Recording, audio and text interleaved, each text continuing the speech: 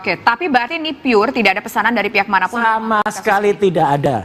Ya, kalau ada pepatah mengatakan biarkan langit runtuh gitu ya. Wah, itu kayak main wayang aja. Bumi gonjang-ganjing, langit runtuh. Wah, nggak ada. Tapi setelah kasus ini menjadi mencuat, kira-kira ada mendapatkan benefit tertentu nggak Mas Suryo secara Ya, ada dari dulu. Kita kenal udah sejak SMK. Waktu itu masih akrab sama Pak Jokowi ya? Saya ketemu dengan Mbak Tisa ini dulu di Patung Proklamasi. Ya, itu nggak ada sama sekali. Saya dari dulu, pemirsa Garuda TV kenal saya ya kayak gini-gini aja. Santai-santai aja. Nggak ada sama sekali. Tidak ada yang berubah 1 mili pun. Tidak ada yang berubah 1 mili pun. Tidak ada. Ketika juga tidak ada yang berubah ketika Mas Suryo masih bergabung bersama dengan salah satu partai yang dianggap pada saat Oh iya.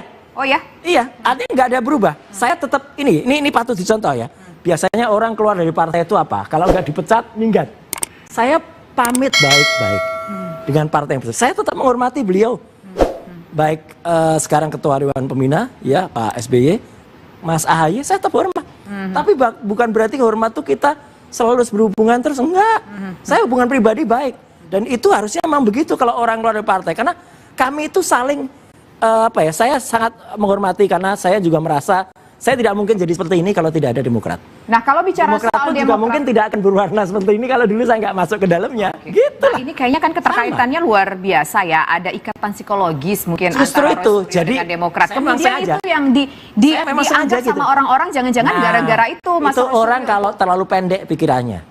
Justru misalnya, kan Mbak Tisa juga sering dengar kan istilah musuh yang paling berbahaya itu kalau dia yang ada dalam selimut. Lah kalau kami memang baik, jadi nggak mungkin kan kami malah ada hubungan apapun dengan mudahnya. Kalau misalnya ada tuduhan itu dari Partai Demokrat misalnya, sebut aja dah. Meskipun Partai Biru itu ada 3 kan, PAN juga biru, Nasdem juga biru, ya itu. Tapi kan nggak ada apa-apa. Termasuk kemarin, ternyata yang malah menggugat ke Polda Metro, ya menggugat si Andi Aswan yang menunjukkan ijazah palsu itu, dia bilang ini ijazah asli scan palsu. Itu yang menggugat itu ternyata malah orang Partai Nasdem.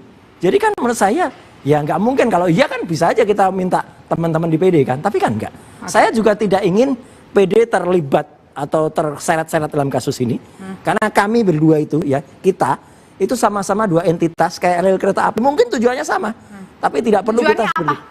Loh, tujuannya bikin Indonesia lebih bagus, lebih jujur, orangnya lebih negarawan. Baik. Harus itu. Sekarang saya menuju ke Mbak Diska dulu. Mbak Diska, mau tidak mau Demokrat harus menerima sebuah pil pahit bahwa partainya disebut-sebut terseret dalam kasus diduga-duga meminta Mas Suryo untuk mengangkut kasus ijazah palsu ini ke publik. Gimana Mbak Diska jawab?